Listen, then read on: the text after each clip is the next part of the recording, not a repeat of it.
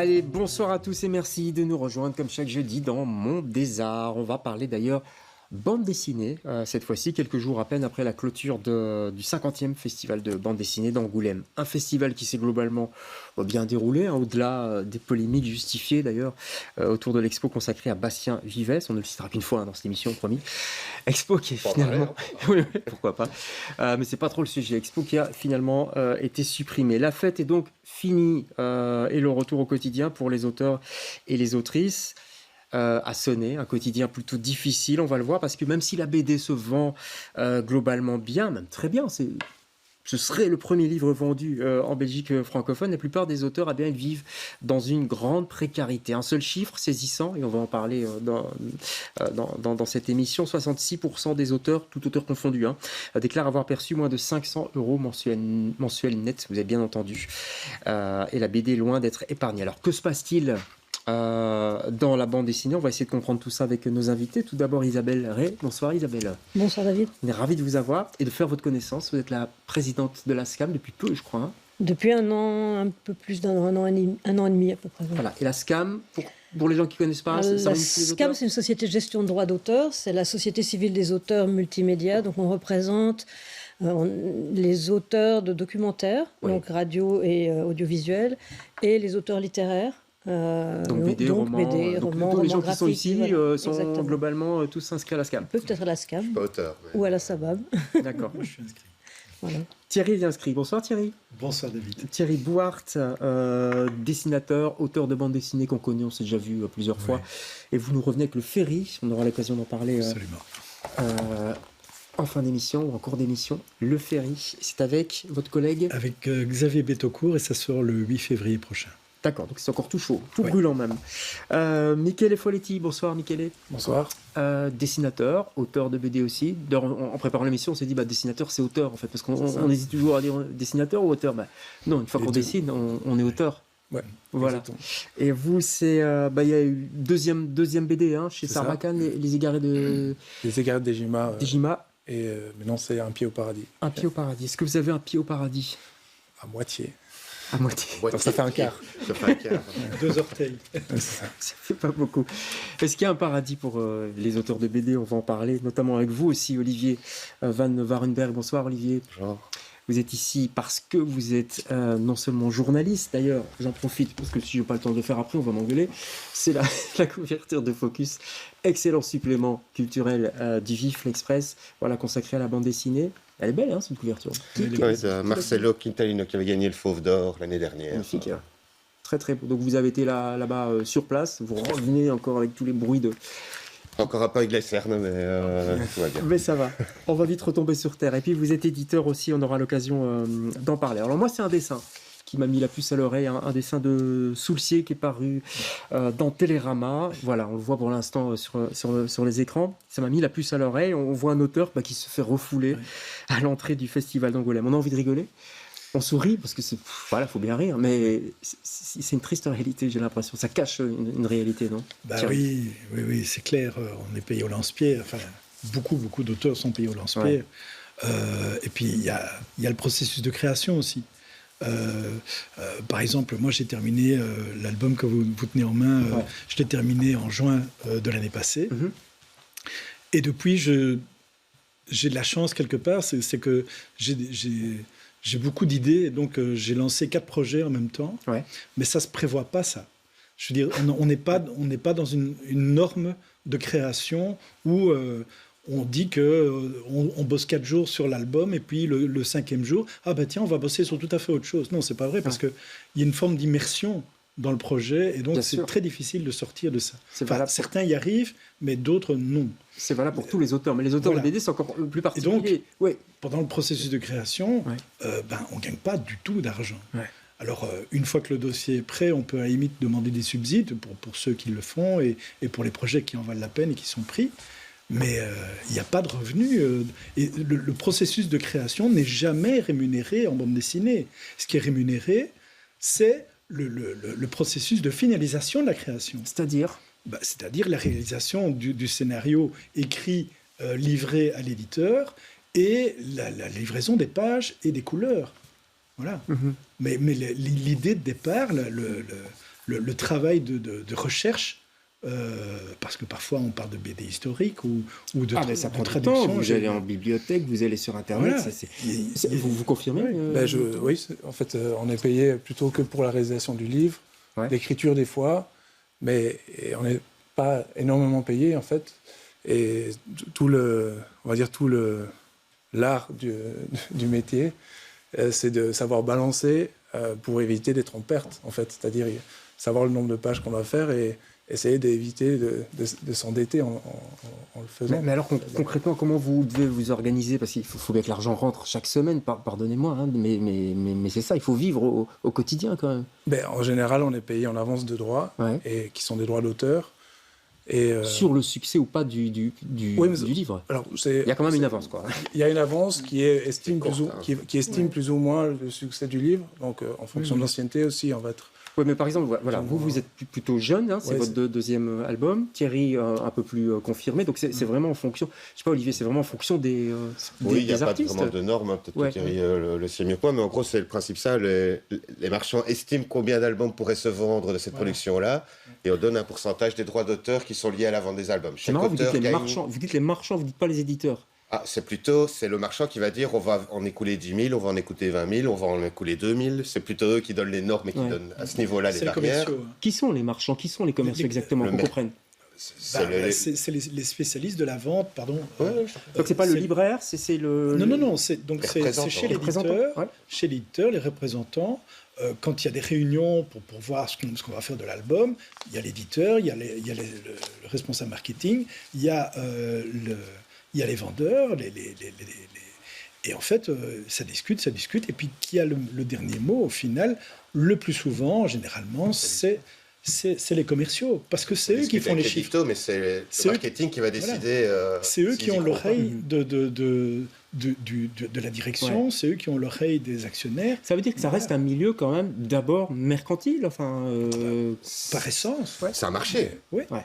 Bien sûr, c'est un marché. C'est un marché créatif, c'est la complication de la bande dessinée, c'est la magie, mais c'est un art industriel. Ouais. Bah, on peut dire ça du cinéma aussi, d'une Bien sûr. certaine Oui, façon. mais hein. il y a Ok. une différence avec le cinéma, c'est que toute la production belge est subsidiée énormément. Ouais. Et le théâtre, pareil, il n'y a aucune pièce produite en Belgique qui est... Alors là, qui est... Il y a quand même un chiffre.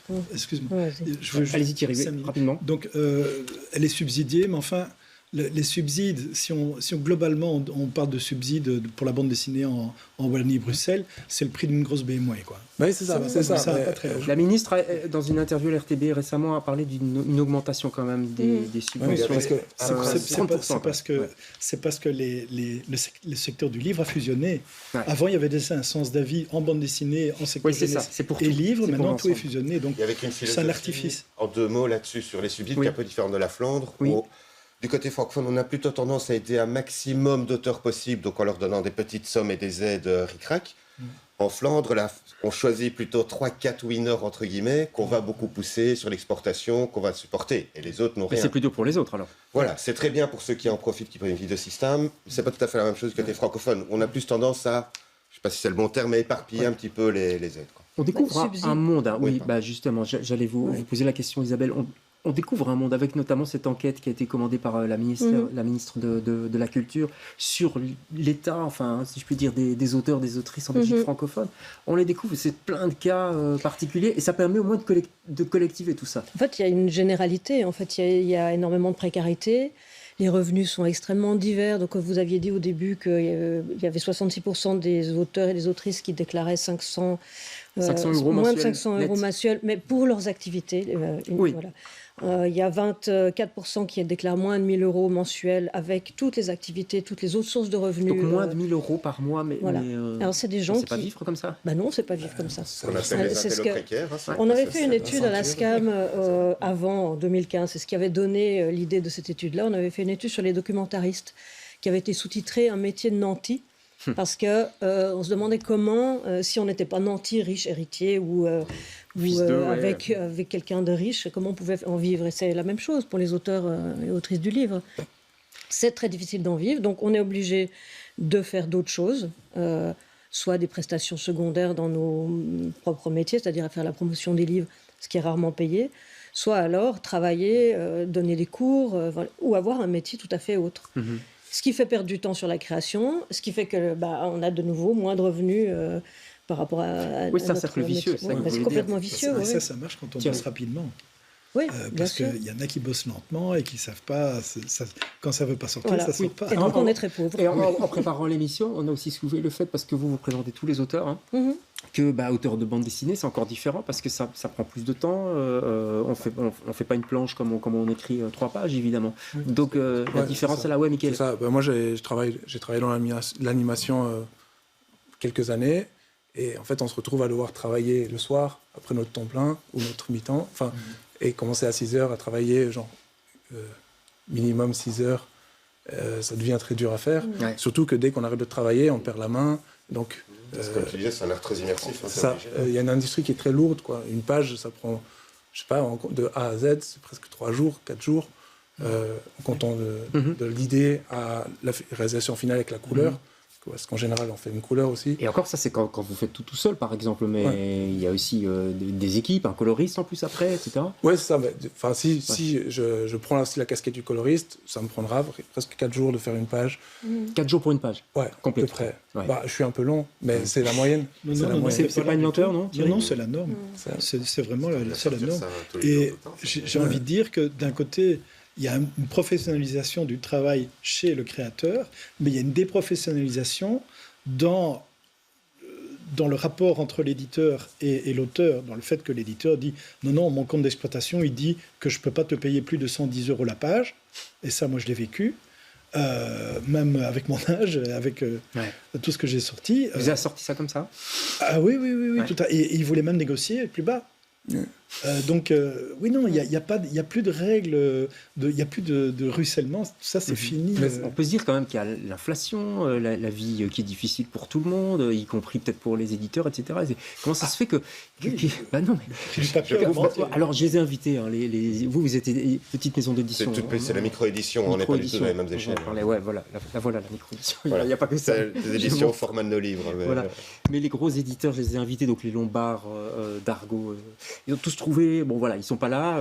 Ils sont mal à l'aise avec ce genre de questions, évidemment. Ils sont mal à l'aise avec cette question, vous croyez? Bien sûr, puisque le discours officiel de la bande dessinée, du marché de l'économie de la bande dessinée, c'est dire tout va très bien, les chiffres sont en augmentation, on a fait plus 10% l'année passée, on a fait plus 2% maintenant, on vend de plus en plus de bandes dessinées, ce qui est vrai.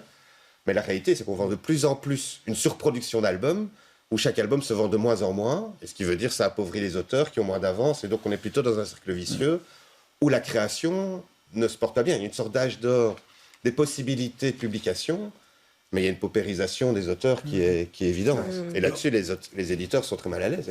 Il faut insister quand même aussi sur le fait que la plupart des éditeurs, donc ce n'est pas les patrons, c'est ceux qui travaillent dans ces maisons d'édition. Qui travaillent dans la maison d'édition et qui sont le lien entre la production et l'auteur, eux ne maîtrisent absolument pas ce schéma. Ils sont là avec leur culture, ils ont pour la plupart envie d'éditer la bande dessinée parce qu'ils ont une vision. Ils sont coincés, vous voulez dire? Ils sont coincés. Ah oui. Aujourd'hui, la bande dessinée, c'est aux mains de grands groupes de presse ou d'édition qui ne sont pas que de la bande dessinée. La maison Dupuis d'à côté, la maison Lombard, la maison c'est fini tout ça. Donc c'est Madrigal, un petit élément, c'est Madrigal, c'est Média Participation, c'est seulement des gros groupes. Glénat qui prend des capitaux ailleurs, c'est Gallimard, c'est Hachette, enfin voilà, c'est des grands groupes qui sont dans des logiques très corporate d'entreprise et de gestion d'entreprise, où le dernier maillon de la chaîne est souvent celui qui est le plus maltraité. Il se fait que c'est celui qui est au centre de sa création. C'est ça le problème. C'est le premier maillon de la chaîne. Évidemment. C'est le premier maillon de la chaîne. Voilà. Les auteurs et les autrices de toutes les disciplines sont Évidemment. le premier maillon de la chaîne et c'est le plus fragile. Donc comment ça se fait qu'ils ne sont pas plus défendus? Ils sont défendus comme on peut. C'est-à-dire que voilà, il y a des fédérations professionnelles, la société, la SCAM essaie de défendre les... Mais leur réalité est extrêmement mal connue. C'est pour ça qu'on a fait l'enquête, en fait. C'est pour mettre à jour la réalité difficile. C'est pas la première étude qui a eu lieu là-dessus. C'est la première étude en Belgique centrée sur la situation de l'auteur et de l'autrice. Il y en a eu en France. J'en ai connu une qui était diligentée par la Smart il y a 15 ans, dont d'ailleurs Morgan Di Salva était un des artisans. Morgan Di Salva de Spirou. Mickaël, vous voulez... En fait, le marché est extrêmement libéralisé, en tout cas de notre point de vue, du côté des auteurs. Et c'est souvent un peu la loi de la jungle, c'est winner take all, non? Il y en a un ou deux qui va réussir et il va faire. En fait, il a intérêt. Il il bénéficie du système, celui qui réussit. Ouais. Le problème, c'est tout le marché en fait, est créé par tout le monde et il y a extrêmement peu de redistribution. Ouais. Et par exemple, par rapport à l'inflation, à la croissance de la BD, en fait, on ne considère pas qu'une énorme marge, c'est les mangas. Et les mangas sont déjà payés en tant qu'auteur au Japon. Et en fait, c'est que de l'exportation et de l'achat de l'importation, c'est de l'achat de droit. Il n'y a même pas d'auteur à la clé. Les mangas, en fait, parce qu'on parle toujours des mangas, on dit la BD se vend très très bien, et devant, dans la BD, c'est les mangas qui se vendent très très bien. Mais en fait, ça ne profite à personne, sauf aux mangaka quand même là-bas. Sauf les éditeurs. Sauf les éditeurs. Donc Kana, toutes ces boîtes-là. Et même pas spécialement aux auteurs de mangas eux-mêmes, qui eux travaillent aussi dans les conditions en studio. Enfin, c'est aussi des conditions assez précaires et compliquées. On imagine, Non, mais les éditeurs ont des charges salariales parce qu'ils ont des employés. Oui. Donc, ça sert à payer les employés, à payer le bâtiment, et tout ça. Quoi, voilà. Vous êtes chez Sarbacane, par exemple. Comment ça se passe avec votre éditeur ? Eh bien... Très bien. Bien. Non, c'est-à-dire, le rapport humain est très chouette. Ouais. C'est une petite maison d'édition, c'est une moyenne, on va dire. Moyenne maison d'édition. Bonne maison d'édition, petite taille, moyenne taille. Qui sont en train de grandir parce qu'ils ont fait quelques bons livres qui arrivent, qui ont touché beaucoup plus de public. Et ça se passe bien, mais n'empêche que à l'année, je toucherai moins de 1 000 € par mois. Si je suis très efficace. Et si j'ai aucun... Par exemple, j'ai un enfant au cours de cette BD, tout le retard n'est absolument... Et pour ma pomme, non. Tout le retard. Comment ça se passe ? C'est comme pour les auteurs de romans, quand vous faites une BD et puis vous allez sonner aux portes de tous les éditeurs en espérant décrocher la timbale. Comment ça se passe ? Enfin, moi, je ne sais pas comment toi tu fais, mais moi je fais un choix en fonction du projet que j'ai. Je sais que le projet que je suis en train de faire... Là, je suis sur 4 projets en même temps, que je n'ai pas encore présentés. Mais je sais que ces 4 projets, je ne vais pas les présenter aux mêmes éditeurs. Ah oui, d'accord. Il y a des éditeurs pour lesquels tel projet va fonctionner. J'ai un projet humoristique, je suis certain que je ne dois pas le proposer partout non plus. Mais on peut pas faire une BD entière, non ? Donc en général, on fait 5 planches, et puis on va avec ces 5 planches et un petit synopsis pour créer le reste de la BD. L'envie, ouais. C'est ça. Et c'est là aussi tout le nœud de la question. C'est qu'actuellement, il y a une réforme du droit d'auteur, parce qu'en fait, c'était aussi une manière d'éviter de payer des charges. Et le problème du droit d'auteur, c'est que c'est qu'on est considéré comme absolument libre associé. Ce qui n'est pas tout à fait le cas en bande dessinée, étant donné que l'œuvre n'est jamais faite au moment où on signe le contrat. Ouais. Donc il y a une part de prestation qui est demandée et qui n'est jamais couverte. Et vous n'êtes plus payé qu'en droit d'auteur. Ça, c'est un problème aussi. C'est un problème parce que les auteurs ne sont jamais payés, ne sont jamais salariés, en fait. Donc ça met le doigt sur ce qu'on a dit au début. C'est un travail invisible. C'est comme si on n'avait pas de métier, en fait. Donc c'est un métier d'être auteur, autrice de n'importe quoi, de BD ou de littérature générale. C'est un métier. On n'est pas salarié, rarement, pour ce métier-là. Ce qui fait qu'on n'est pas considéré non plus. Et donc là, en effet, c'est des avances sur droit qui sont taxés maintenant différemment très peu taxés, très peu taxés fiscalement. Mais maintenant, voilà, avec la nouvelle loi, on demande à terme 70% en salaire. Ouais. Mais ces salaires-là, qui va les payer ? L'éditeur ne va pas payer les charges sociales. Je crois qu'il y a vraiment un manque criant de connaissanses du secteur d'activité. Complètement. C'est l'amateurisme, vraiment, clairement. Et alors, ce que je voulais dire, c'est que moi, j'ai connu... J'ai fait le vieux papy. J'ai connu, il y a une 30aine d'années, des contrats où on était payé à la planche et qu'en plus, on touchait des droits d'auteur. Donc, c'était chez Dupuis. C'était la norme, c'était chez Dupuis. Pourquoi on a supprimé ça alors ? Parce que ça paraissait tellement plus équilibré. Ça coûte beaucoup plus cher à l'éditeur, évidemment. Voilà, donc ça a arrangé l'éditeur d'abord. Bien sûr, ça lui fait une masse financière plus importante à débourser. Il y a eu aussi, il faut être juste, il y a eu de plus en plus d'auteurs à venir proposer les projets. Donc, le modèle économique a évolué avec l'offre. C'est ça qu'il faut bien comprendre en 2 mots sur le modèle économique de la bande dessinée aujourd'hui. Il faut moins la comparer au monde de la bande dessinée tel qu'il fonctionnait il y a 20 ou 30 ou 40 ans, c'est-à-dire avec relativement peu de sorties, mais des sorties qui étaient plutôt en série. Donc un auteur travaillait sur 20, 25 albums, ce qui lui fait des droits d'auteur évidemment conséquents, et ils n'étaient pas à 2000. Aujourd'hui, le monde de la BD ressemble plus au monde de la littérature. On est plus sur les one-shots, on est plus sur des romans graphiques. Oui, le roman graphique, la BD documentaire. On est plus sur des livres qui vont être un one-shot, comme on a fait, qui sont plus proches aussi au niveau du public de la littérature, qui vient chercher des choses en livre. Les ventes de livres, on est entre 500 et 1500 quand ça se passe très bien pour Le public de la bande dessinée a changé. Je pense, le lectorat a changé. Le lecteur a changé, je veux dire, ouais. Il s'est féminisé, Ouais. il vient de la littérature. Hein. On voit aujourd'hui la BD du réel, le roman graphique, Ouais. la BD documentaire, tous ces courants ont renouvelé le lectorat de la bande dessinée. Et aujourd'hui, c'est des gens qui ne lisaient pas spécialement de bande dessinée qu'on associe à la jeunesse, aux séries, à ce genre de choses, qui viennent comme on lit un roman ou de la science sociale ou ce genre C'est de plutôt choses. positif, ça. C'est très positif au C'est sens positif. du lectorat. Ça permet de créer plus de choses, mais ça morcelle complètement le milieu et le modèle économique tel qu'il était et qu'on essaie encore de le faire perdurer, alors que les Voilà, c'est auteurs... ça.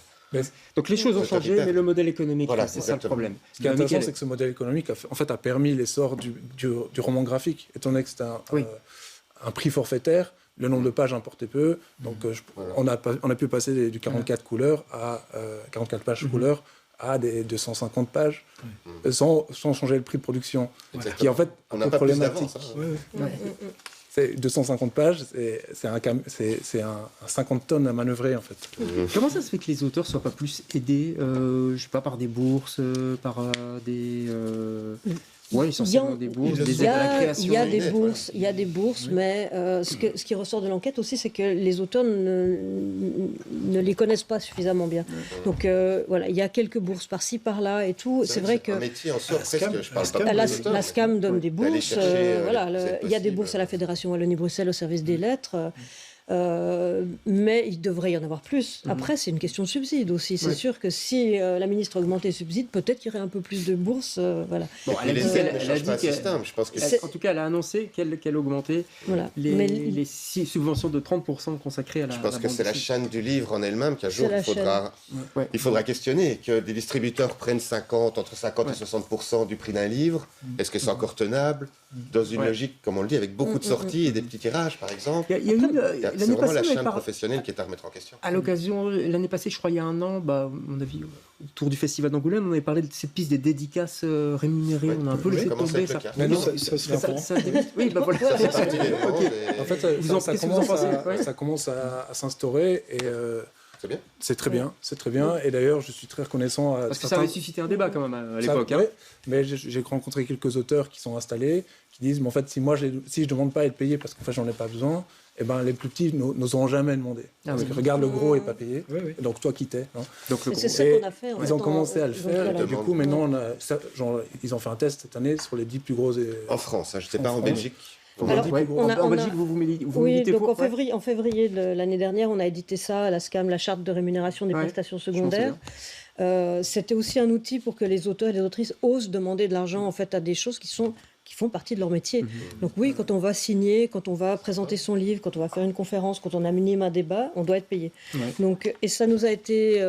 donc les auteurs et les autrices nous ont remerciés pour ça, mais également des libraires ou des Oui, les bibliothécaires. libraires, tout ça, mais les éditeurs, tout à ça coup- les arrange ou pas Bah, les éditeurs, Pas je ne trop, sais hein. pas. Certains, oui, peut-être. On aimerait Le bien système voir leur Mais français, c'est comme un il outil, fonctionne. donc c'est vraiment... Basez-vous Oui. dessus, c'est vraiment intéressant. On ira voir. Pour la, Ça, c'est de la scam, oui. pour la Belgique, il y a assez peu de festivals de bande dessinée Ouais. sur le territoire. Mhm. Et il me semble que les plus connus sont financés par Wallonie-Bruxelles. Donc je pense qu'il y aurait certainement serait moyen de dégager un système. Il y a la foire du livre aussi. Voilà, oui, oui, Bien tout à sûr. fait. Ce serait Les possible. festivals français, c'est payé à tiers partie D'accord. avec les festivals, avec les éditeurs et avec les Ouais. caisses syndicales. L'émission se termine, malheureusement, on a plein de choses à dire. On sent que ça bouillonne très rapidement parce que vous êtes journaliste au Vif l'Express. Et les médias, est-ce qu'ils soutiennent suffisamment la bande dessinée, à votre avis? D'abord, il faut de la place pour parler des médias, c'est le même problème. Hein. La presse a suivi un parcours qui est encore différent. On Ouais. sait que c'est compliqué, en tout cas dans la presse écrite, celle que je pratique. Ouais. Le papier coûte cher, les pages sont devenues... Donc, Parce que pour un numéro sur la bande dessinée, il y a plein d'autres numéros qui je n'en parlent prends pas. souvent hein. l'exemple, j'ai beaucoup de choses à travailler au Focus Vif, je peux parler Oui. de 2 à 3 bandes dessinées par semaine, ce qui veut dire que j'en couvre une centaine par an, ce qui veut dire que je passe à côté de 6400 bandes dessinées qui mériteraient parfois d'en parler. Ouais. C'est ça aussi la folie de la surproduction. En tout cas, le ressenti des auteurs et des autrices dans l'enquête, c'est qu'ils ne se sentent pas assez mis en valeur et Y compris dans les visibilisés médias. Hein. C'est pour ça que je le dis, c'était dans Ouais, l'enquête. Il faut conclure très rapidement. Ouais, Michael. ben, juste pour dire que dans ce monde hyper libéralisé, je trouve très intéressant, c'est qu'actuellement, il y a des associations d'auteurs qui arrivent sur la scène Et ça me bouffait l'air frais, en fait, de s'unir et de savoir comment sont les Complètement. conditions.